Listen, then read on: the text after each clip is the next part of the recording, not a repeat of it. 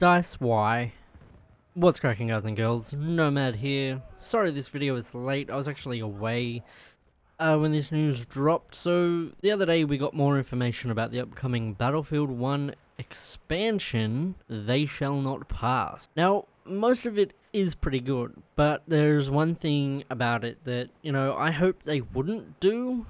So let's start there. The new elite class, which is the Trench Raider, and here's the description on the Battlefield website itself. Use the melee skills of the new elite class, the Trench Raider. With the brutal Raider Club and impressive grenade arsenal, you'll be a terrifying sight.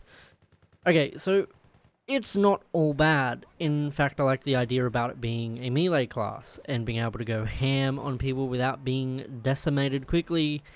And I am sure there are people out there right now saying, get good, scrub, but yeah, I'm just a shitty player, so I can't.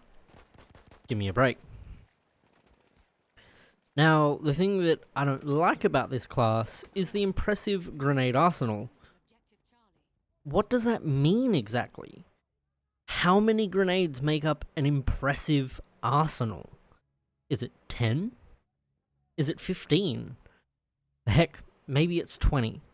I mean, this elite class, it may have grenades as gadgets. If so, they could be specialized grenades. This is an elite class after all.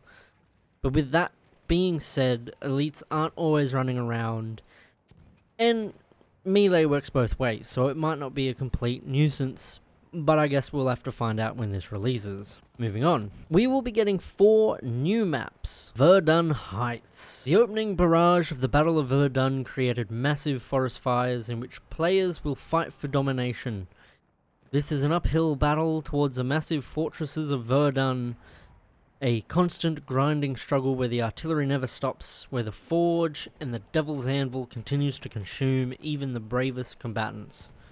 Now, I am really interested in this map because there might be more environmental hazards, like some of the fire from the burning forest spreading around the map.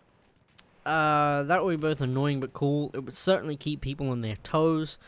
I think it's Argonne Forest. There are a few spots in there. I think mainly near D. I haven't been paying attention. I ran through it, trying to get to C or something, or vice versa. I know it's easy to see, but in the heat of battle, sometimes you're just not paying attention, and anyway, shit happens. The next map is Fort de Vaux. I hope I'm pronouncing that right. If I'm not, I apologize. Okay, so the first big engagement inside a fort during World War I takes place in the dark underworld of Fort de Vaux. Down in the maze of dark galleries and wet stone corridors, French and Germans fight ferociously with grenades, guns, bayonets, and flamethrowers. Watch your corners. Yeah, so this map gives me an Operation Locker vibe. I don't think I really need to say any more, so I'm going to move on. Soissons. Again, I am probably butchering that. So, yeah. Take part in one of the biggest tank assaults of World War I. The French 10th Army moves to take back Soissons using their powerful Saint-Chamond tanks. Planes, tanks, and infantry clash in the beautiful French countryside in the early hours of a hot summer day. Only the thunderstorm is louder than the war. Okay, so I hope this map is huge and has more vehicles than the other maps that we currently have in the game, because I honestly would really love to be able to have a big tank battle on one of the maps. I think it's I don't know the exact number, but I think the amount of vehicles I've seen, tanks, is probably 4 maybe, depending on the map. Don't quote me on that. I have not looked it up.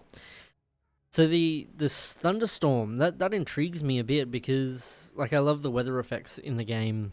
Some people don't, and that's fine, but, I can't wait to experience combat in, a huge storm. The sandstorm's okay, you can't really see anything, but I mean, with, lightning and thunder and, rain, that'd be... Oh, I reckon that'd look fucking cool. Anyway, so the last map is Rupture. In the dire need to capture key bridges across the Aisne River, the French find themselves back into battlefields where poppies grow over a rusty wreck from previous tank battles. It might seem calm, but this maze of steel beasts provides an excellent place for those who plan an ambush. As the sun sets over Fontenoy, the battle wakes up. Tank graveyard, anybody? Fucker yes. Now, we'll also be getting a new game mode called Frontlines. Experience a mix of conquest and rush as you fight for chained control points in a tug-of-war frontline. Both teams fight for one flag at a time, and when this objective is captured, the action moves on to the next. Capture the enemy's HQ control point, and the game turns into a rush-style section where telegraph posts need to be attacked or defended. That to me sounds pretty fun, I'm not going to lie. It sort of reminds me of Squad. They've got something like that. And it is pretty fun. Like, they don't have the telegraphs, obviously, you know, but similar. If you haven't checked that game out, I actually suggest you go do that, because it is a really fun game. Very tactical. You will die a lot. Just putting that out there. Moving on. You might have heard me mention the Saint Chamond tank earlier in the video, and well, that is because that is the new assault tank that is being added into the game, and this thing looks insane. It has 4 Hotchkiss machine guns. Again, I'm probably butchering these names. And the primary weapon is a field gun, so I'm pretty sure this thing is going to dish out some damage. Now, on the topic of tanks, the Char 2C, it is in fact the new Behemoth coming with the expansion. I am guessing you'll be able to travel the whole map with it and cause a significant amount of damage, especially if you're already skilled with the vehicles. But of course, as this is a Behemoth, there won't be any repairs. I hope. I was wrong about dice adding to the grenade spam after all. Fingers crossed.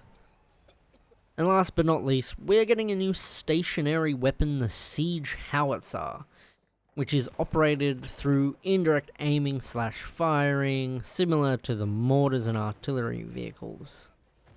This has been found on Monte Grappa. I don't know where exactly. I only saw a photo of it. I will try and find that photo and put it here. Well, that is all the information that was released. Thanks for watching. Let me know what you thought of the video. Feedback and constructive criticism, it is always welcome. Thank you for the people that do. Leave a like or a dislike, that is up to you, and I'll see you in the next video. Have a good one.